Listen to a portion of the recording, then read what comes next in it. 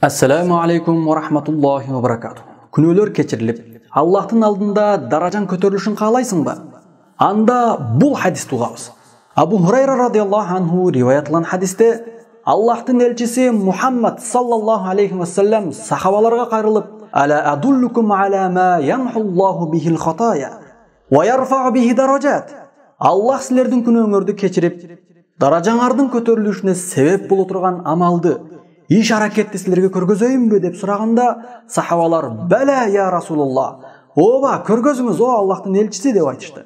Ошондо Аллахтын элчиси саллаллаху алейхи ва саллям айтты: "Исбагул вудуи алал макарих."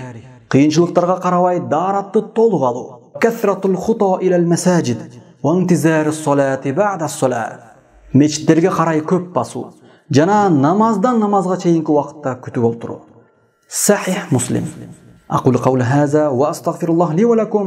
السلام عليكم ورحمة الله وبركاته.